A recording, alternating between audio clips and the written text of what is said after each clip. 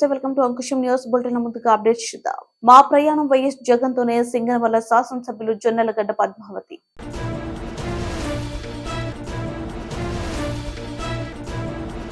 Junior NTR fan ని కొట్టిన TDP కార్యకర్తలు. భద్రాచలంలో సిపిఐ రాష్ట్ర కార్యదర్శి కొత్తగూడెం శాసనసభ్యులు కూనంనేని సాంబశివరావు విలేకరుల సమావేశం.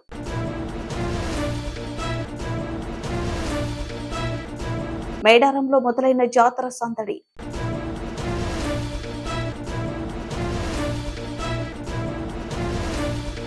కొత్తపేట రెవెన్యూ ఆత్రాపురం మండలంలో రోడ్డు నిర్మాణం కోసం 20 లక్షల రూపాయల మంజూరు.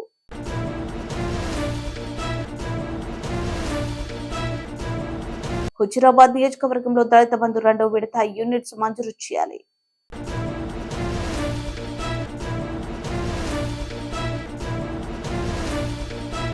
నమస్తే, వెల్కమ్ టు అంకుశం న్యూస్. నేను రాజకీయాల్లో ఉన్నన్ని రోజులు వైఎస్ జగన్ తోనే నా ప్రయాణం. నేను పార్టీ మారే ప్రశ్న లేదు. జొన్నలగడ్డ పద్మావతి సింగనమల శాసనసభ్యురాలు అన్నారు. నేను మాట్లాడేది నీటి గురించి మాత్రమే. జిల్లా స్థాయిలో తేగాల్సిన నీటి సమస్యను సీఎం ఓ స్థాయికి తీసుకెళ్లారని అధికారులను ఉద్దేశించి అన్నాను. అందరూ ఒకే పార్టీకి చెందిన వాళ్ళమైనప్పటికీ ఎవరికి వారు నియోజకవర్గ ప్రయోజనాలకే ప్రాధాన్యం ఇస్తారు. ఈ క్రమంలో నేను పక్క నియోజకవర్గాల వారితో పోరాటం చేయాల్సి వస్తుందన్నారు. ఇలాంటి పోరాటం గతంలో తెలుగుదేశం ప్రభుత్వంలోనూ జరిగింది, కాంగ్రెస్ ప్రభుత్వంలోనూ జరిగింది. ఒకసారి వెనక్కి తిరిగి చూడండి. ఎమ్మెల్యే టికెట్ గురించి ప్రశ్నలు అడిగినప్పుడు జగనన్న అప్పచెప్పిన బాధ్యతను మేము చేస్తాం. ఆయన స్ఫూర్తితోనే నియోజకవర్గ ప్రజలకు మా చేతనైంది చేశామని సమాధానం ఇచ్చాను. ముఖ్యమంత్రి వైఎస్ జగన్మోహన్ రెడ్డి ఆశీస్సులు లేకపోతే 40 ఏళ్లుగా పరిష్కారం కాని సింగనమల చెరువు లోకైజేషన్ సాధ్యం అయ్యేదా? మిగులు జలాలను మా నియోజకవర్గ చెరువులకు కేటాయించుకోవడం అయ్యే పనేనా? సీఎం రిలీఫ్ ఫండ్ మొదలుకొని ఎన్నో రకాలుగా మా నియోజకవర్గ ప్రజలను ఉదారంగా ఆయన ఆదుకున్నారు. ఇవన్నీ మర్చిపోతామని ఎలా అనుకున్నారు? అనవసరంగా ఎక్కడికక్కడ నా మాటలను వక్రీకరించి పద్మావతి పార్టీకి గుడ్ బై చెబుతుందని ఎదురు తిరిగిందని బురద చెల్లే ప్రయత్నం చేస్తున్నారు. అప్పటికీ ఇప్పటికీ ఎప్పటికీ నేను నా భర్త ఆలూరు సాంబశివరెడ్డి జగనన్నకు విధేయులం. రాజకీయంగా ఓనమాలు తెలియని మమ్మల్ని జగనన్న ఈరోజు ఈ స్థాయికి తీసుకొచ్చారు. మాది రాజకీయ కుటుంబం కాదు. అనవసర రాజకీయాలు చేయడం మా చేత కాదు.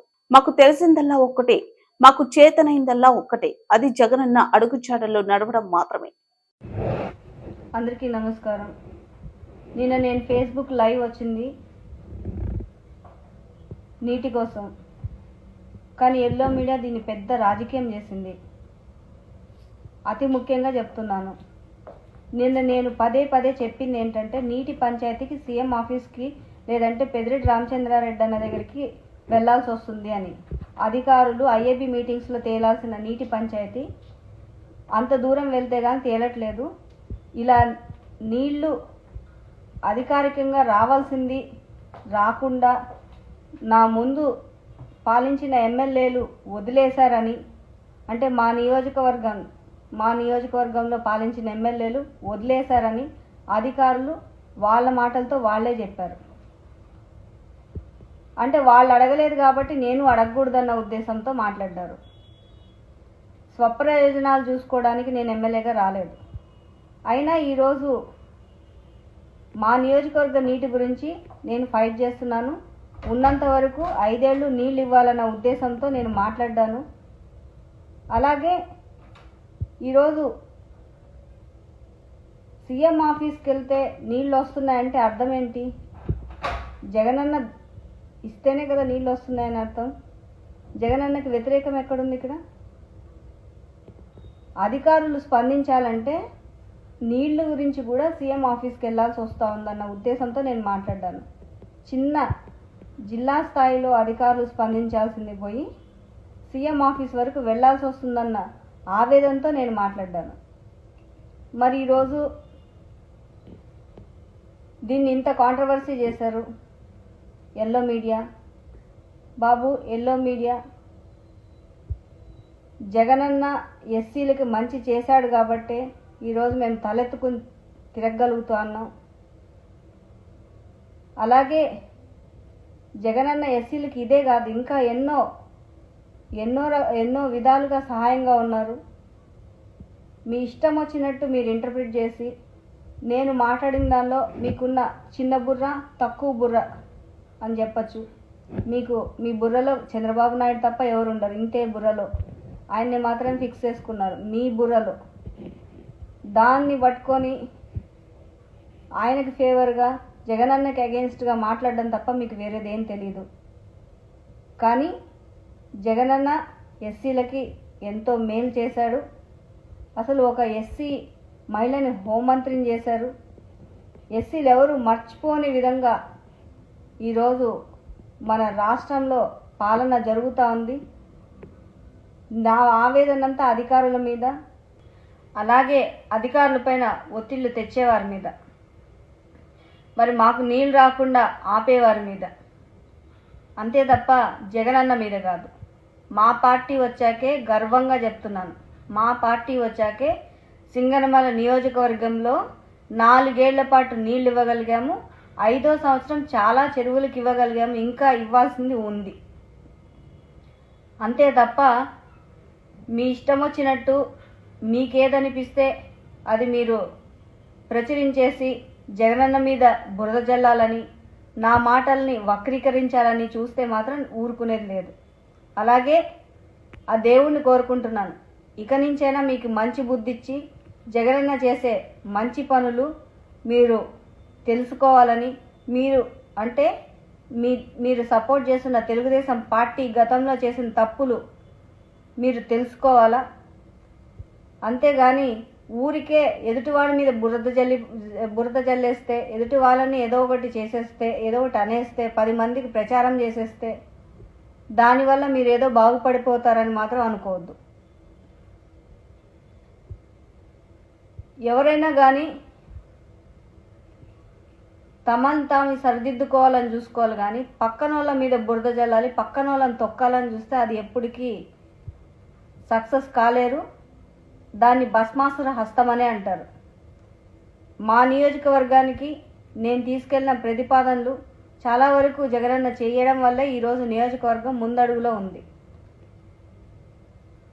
అలాగే ఈరోజు చెప్తున్నా, జగనన్న వల్ల మాత్రమే ఇది సాధ్యమైంది. లేకపోతే నేను ఎంత ప్రయత్నించినా జరిగేది కాదు అన్న ఉద్దేశంతోనే నేను చెప్పాను. ఇంత ప్రతి దాన్ని ఈరోజు మీరు కాంట్రవర్సీ చేస్తున్నారు అంటే, ప్రతి చిన్నదాన్ని పట్టుకొని చూస్తున్నారు, ప్రతి దానిలో మీరు పెడార్థాలు వెతుకుతున్నారు అంటే దాన్ని బట్టే అర్థమవుతుంది మీరు అసలు ఏ స్థాయిలో దిగజారిపోయి ఉన్నారో. నేను ఈరోజు చెప్తున్నాను, మేమెప్పుడు జగనన్నకి రుణపడి ఉంటాము. And last day of my tenure, ఈ ఎమ్మెల్యేగా last day of my tenure, నేను లాస్ట్ డే వరకు కూడా మా సింగనమల నియోజకవర్గ ప్రజల కోసం నేను పని చేస్తాను. అంతే తప్ప ఇష్టం వచ్చినట్టు మీరు రాతలు రాస్తే ఏదో అంతా మారిపోతుందని మాత్రం ఊహించకండి. మీకు అందరికీ తెలుసో లేదో, మాకు జగనన్న అంటే చాలా అభిమానంతో రాజకీయాల్లోకి వచ్చాం. జగనన్న పిలుస్తానే, మరి ఆ రోజు మేము అప్పుడు కాలేజ్ పెట్టి జస్ట్ 2 ఏళ్ళు మాత్రమే అయింది జగనన్న పిలుపునిచ్చినప్పుడు. జగనన్న రాజకీయాల్లోకి ఆహ్వానించినప్పుడు మహా అంటే మేము కాలేజ్ పెట్టి ఒక 2-3 ఏళ్ళు అయింటుందేమో. మరి 2-3 ఏళ్ళ తర్వాత జగనన్న రమ్మనగానే, మరి అదెంత పెద్ద బాధ్యతో తెలిసినా కానీ కేవలం జగనన్న మీద నమ్మకంతో మేమందరం, నేను, సాంబశివారెడ్డి, అలాగే మా కుటుంబం అందరూ కూడా జగనన్న వెంట నడిచాం. మరి ఈరోజు ఇంత మంచి పేరు జగనన్న దగ్గర పెట్టుకున్నప్పుడు మేము అసలు నేను నిన్న చెప్పింది కూడా లైవ్లో కూడా ఒకసారి చూడండి. జగనన్న స్ఫూర్తిగా అని కూడా మాట్లాడ్డాను. జగనన్న స్ఫూర్తిగా అని మాట్లాడినప్పుడు కూడా మీకు ఏంటి బాధాకరం? నాకు అసలు ఈరోజు చాలా చిత్రంగా అనిపిస్తూ ఉంది. ఇంత ప్రతి దానిలో దూరి దానిలో మీ ఇష్టం వచ్చినవన్నీ మీకున్న కొంచెం బుర్రలో, ఇంత కొంచెం బుర్రలో మీకున్న ఇష్టం వచ్చినవన్నీ రాసేసుకొని దాన్ని ప్రచురించేసి టీవీల్లో వేసేసి అంత కాంట్రవర్సీ చేయాలనుకుంటున్నారు. ఏ రోజు మీరు మారుతారో అసలు నిజంగా అర్థం కావట్లేదు. కానీ ఈరోజు చెప్తున్నాను, మీరంటే పబ్లిక్ కూడా విసిగిపోయి ఉన్నారు. ఎల్లో మీడియా అంటే పబ్లిక్ కూడా విసిగిపోయి ఉన్నారు. ఎప్పుడు చూడు బురద జల్లడం. అంతేగాని మీ ప్రభుత్వం, మీరు సపోర్ట్ చేసిన మీ ప్రభుత్వం అంటే తెలుగుదేశం ప్రభుత్వం అప్పుడు ఉన్నప్పుడు వాళ్ళు చేసిన తప్పులు కానీ ఏమన్నా ఎత్తి చూపించారా? అసలు ఒక్కసారి 23 సీట్లకు పరిమితం అయ్యారే, 23 సీట్లకు పరిమితమైంది. మీకు కొంచెమైనా ఆలోచన జ్ఞానం ఉందా? అసలు ఏం తప్పులు చేసామని కరెక్ట్ చేసుకోవాల్సి అని అనుకోరా? ఎంతసేపు ఉన్నా పక్కన వాళ్ళ మీద బురద జల్లాలని, పక్కన వాళ్ళ నాశనం కోరుకోవడం తప్ప ఏ రోజైనా మంచి చేయాలి, ప్రజలకి మంచి చేయాలని, రాష్ట్రానికి మంచి చేయాలని ఆలోచించారా? మొత్తం ఓసారి లైవ్ చూడండి, ఏముందో లైవ్లో ఏముంది. జగనన్న స్ఫూర్తిగానే మాట్లాడ్డాను. అసలు మీ ఇష్టం వచ్చినట్టు ఆలోచించుకొని మధ్యలో నాలాంటి అంటే మేము అసలు ఎవరి జోలికి వెళ్ళాము, మా నియోజకవర్గం ఏదో మా పని ఏదో అన్నట్టు ఉంటాము. అలాంటిది మాలాంటి ఎమ్మెల్యేలు కూడా కాంట్రవర్సీస్లోకి లాగి ఏకంగా సీఎం గారిని వ్యతిరేకించినట్టు, పార్టీని వ్యతిరేకించినట్టు రాస్తారా? అలాగే నా ఆవేదన అధికారులు సరిగ్గా పనిచేయకపోవడం, అలాగే అధికారుల మీద ప్రలోభ పెట్టే వాళ్ళ మీద అనేది మీరు ఆలోచించరా? అలాంటివి మాత్రం ప్రచురించరు. మీకు కావాల్సింది కేవలం కాంట్రవర్షియల్ హెడ్లైన్స్. నమస్తే, welcome to Ankusham news. Junior NTR fan ని కొట్టిన టీడీపీ కార్యకర్తలు టీడీపీ సభ ప్రాంగణంలో జూనియర్ ఎన్టీఆర్ ఫోటో పెట్టుకున్నాడని చంద్రబాబు సమక్షంలోనే వాళ్ళని కొట్టిన టీడీపీ కార్యకర్తలు.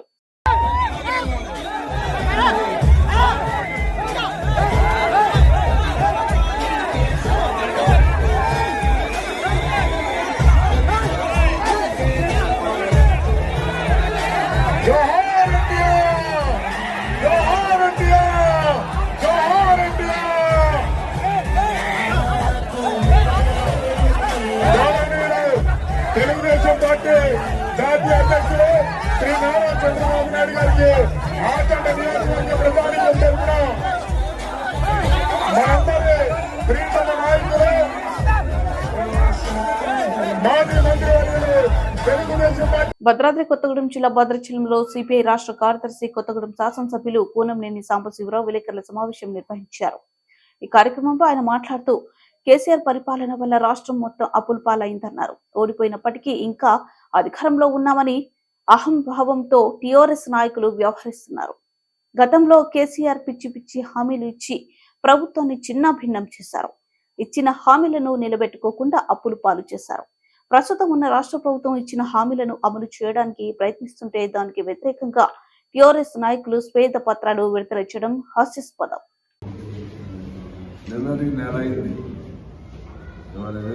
కదా నెల రోజులు ప్రభుత్వాన్ని పాత వాళ్ళు జీర్ణించుకోలేకపోతున్నారు.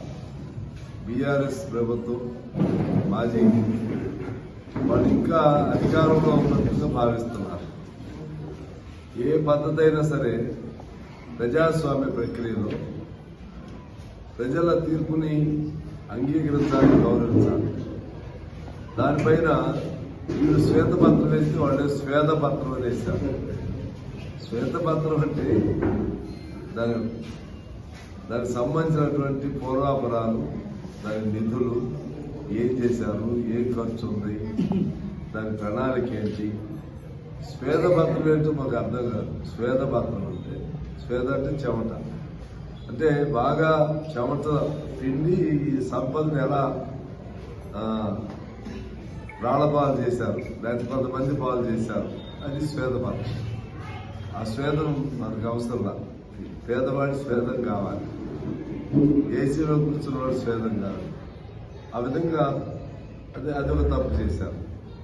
మరలా ఇంకొకటి, ఈ నెల రోజుల్లో వీళ్ళు వాళ్ళిచ్చిన వాగ్దానాలు ఏంటి, కాంగ్రెస్ ప్రభుత్వం దానిపైన ఎట్లా తప్పులు జరుగుతుందో కూడా తయారు చేస్తున్నారు. ఇది ఎక్కడ చూస్తానికి హాస్యాస్పదంగా ఉంది. అదే పద్ధతిలో ప్రజాస్వామ్యానికి అవాంఛనీయంగా కూడా ఉంది. ప్రజాస్వామ్య ప్రక్రియ చాలా తప్పు చేస్తున్నారు టీఆర్ఎస్ వాళ్ళు. అంటే వాళ్ళ తప్పులు ఎక్కడ బయటపడుతున్నాయో అనే దాంతో రివర్స్ అటాక్ పెడుతున్నారు. రివర్స్ అటాక్ ఎలా పెడుతున్నారు? వాస్తవంగా మొన్న సీఎం గారు వచ్చారు, ఈ సీఎం గారు కేసీఆర్ గారు ఎన్నికలు వచ్చి స్పెషల్ ఫండ్ పేరుతో ప్రతి నియోజకవర్గానికి అన్ని కోట్లు ప్రకటన చేసిపోయారు.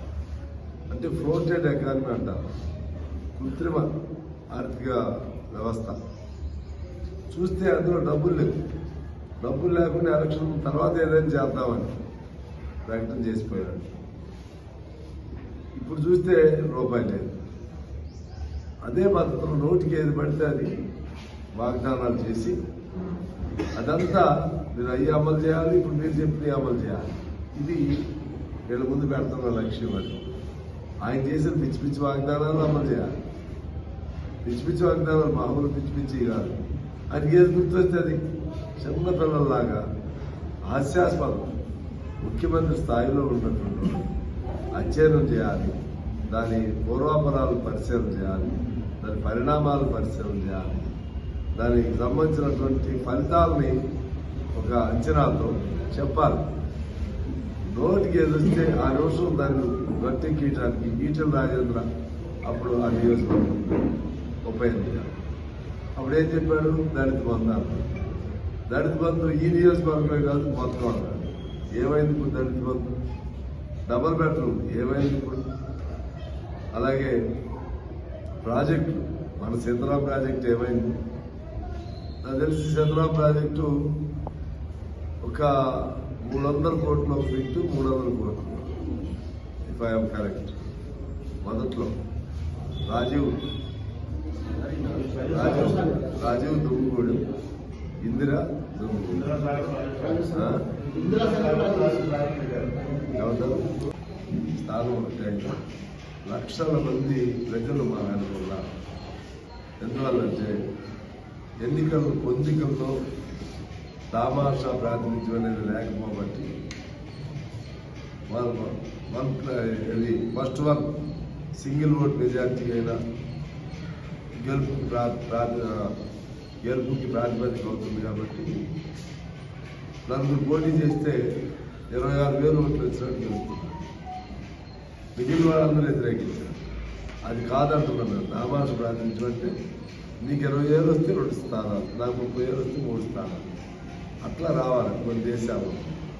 అది వస్తే తప్పితే కొన్ని ఇబ్బందులు ఉన్నాయి. అయినా కూడా ఇవాళ అసెంబ్లీలో ప్రాతినిధ్యం లేకపోయినా కొన్ని కోట్ల మంది దేశంలో కొన్ని లక్షల మంది కమ్యూనిస్ట్ పార్టీ అభిమానులు ఉన్నారు. మీరు సిగరెట్ తీసుకోండి, ఓవరాల్గా గెలిచాం. మరి 100 ఏళ్ల చరిత్ర గల సిగరెట్. ఆర్టీసీ తీసుకోండి, మేమే ఏఐటీసీ అక్కడ దాన్ని ఇప్పుడు ప్రభుత్వ విలీనం చేసిన ఏఐటీసీ బలమైన సంఘం. మన మెడికల్ డిపార్ట్మెంట్ తీసుకోండి, మేమే. బ్యాంకులు తీసుకోండి, మేమే. కోఆపరేటివ్ తీసుకోండి, మేమే ఉన్నాం. అక్కడ దళిత ఐక్యవేదిక హుజురాబాద్ నియోజకవర్గం నాయకులు మాట్లాడుతూ దళిత బంధు 2వ విడత యూనిట్స్ మంజూరు చేయాలని ఈ రోజు కరీంనగర్ కలెక్టర్ కి ప్రజావాణి కార్యక్రమంలో హుజురాబాద్ నియోజకవర్గం నుండి సుమారుగా 200 మంది దళితుల వినతి పత్రం అందించారు. ఈ కార్యక్రమంలో కొలుగురి నరేష్, మంద రాజేష్, ఎర్ర సతీష్, గాజుల చిరంజీవి తదితర నాయకులతో పాటుగా అధిక సంఖ్యలో దళిత బంధువులు పాల్గొన్నారు. నా పేరు కొలుగురి నరేష్, మాది హుజురాబాద్ నియోజకవర్గం. 2021 సంవత్సరంలో హుజురాబాద్ ఉప ఎన్నికల సమయంలో తెలంగాణ రాష్ట్ర ప్రభుత్వం పైలట్ ప్రాజెక్ట్ కింద దళిత బంధు అనే ఒక స్కీమ్ తీసుకొచ్చి హుజురాబాద్ లో ఉన్న ప్రతి కుటుంబానికి అంటే 21,000 కుటుంబాలను లెక్కింపు చేసింది. అందులో 18,300 కుటుంబాలకు మంజూరు చేసింది. రీటైల్ షాపులు పెట్టుకున్న వారికి మాత్రం మొదటి విడతగా 5 లక్షలు, రెండో విడతగా 5 లక్షలు మంజూరు చేస్తామని చెప్పేసి మొదటి విడత పెట్టుకున్న తర్వాత రెండో విడత కోసం ఆడిటర్లను, క్లస్టర్లను కేటాయించి వాళ్ళు షాపులు పెట్టుకున్నారా లేదా అని చెప్పేసి దర్యాప్తు కోసం పంపించారు. మేము షాపులు పెట్టుకున్న వాళ్ళ దగ్గరికి వచ్చి ఫోటోలు తీసుకొని వెళ్లారు. రెండో విడత మాత్రం 9 నెలల నుంచి మాకు వెరిఫికేషన్ రాకుండా ఈ మన ఈడీ సార్ కూడా లీవ్ పెట్టుకొని మా ఫైళ్ళన్నీ వచ్చి ఈడీ టేబుల్ మీద ఉన్నప్పటికీ కూడా వాటిని చూడకుండా, వాటిని కొట్టకుండా 45 రోజులు ఎలక్షన్ కోడ్ పడేదాకా చూసిండు.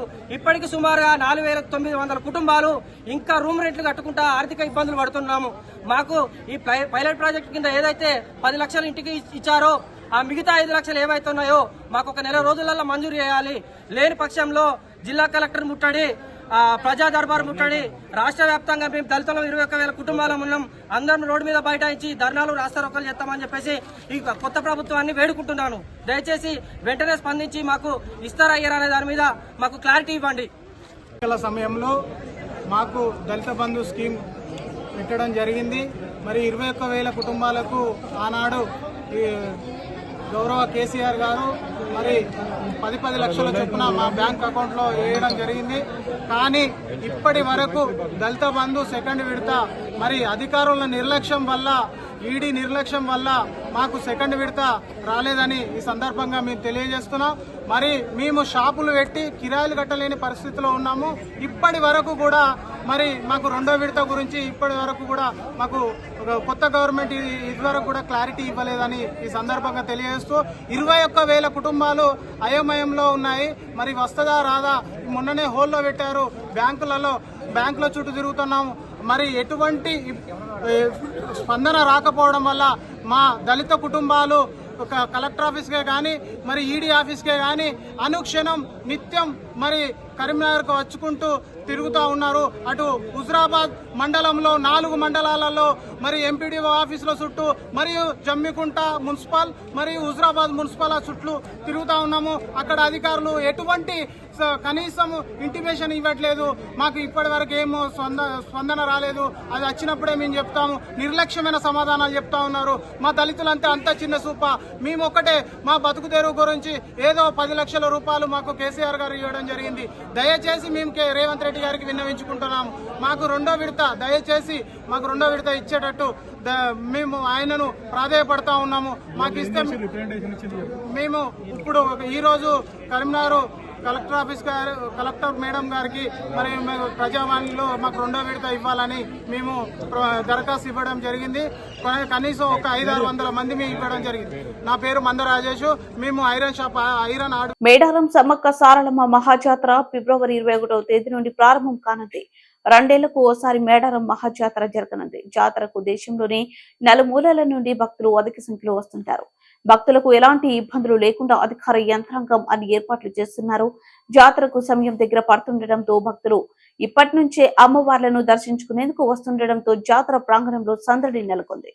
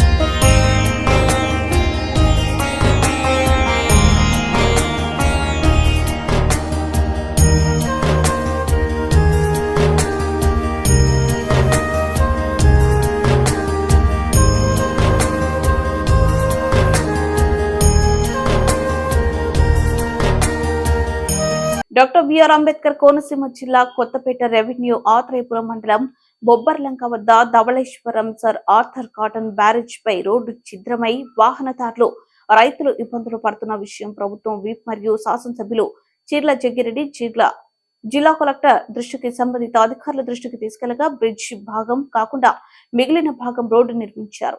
కొన్ని సాంకేతిక ఇబ్బందుల దృష్ట్యా బ్రిడ్జ్ పై రోడ్డు నిర్మించడం వీలు కాలేక దానిని కూడా అధిగమించి కలెక్టర్ చే 20 లక్షల రూపాయలు మంజూరు చేయించి ప్రభుత్వ విప్ మరియు శాసనసభ్యులు చీర్ల జగ్గిరెడ్డి రోడ్డు పనులను కొబ్బరికాయ కొట్టి ప్రారంభించారు.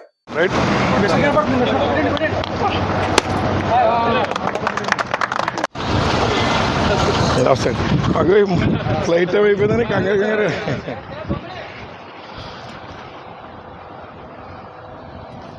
ఏడబడాలి ముందు ఇదే అటు వెళ్తుందని కోరుకుంటానండి. అటు వెళ్తుందని కోరుకుంటాను. రైట్ వెహికల్ తెచ్చివ్వండి ముందు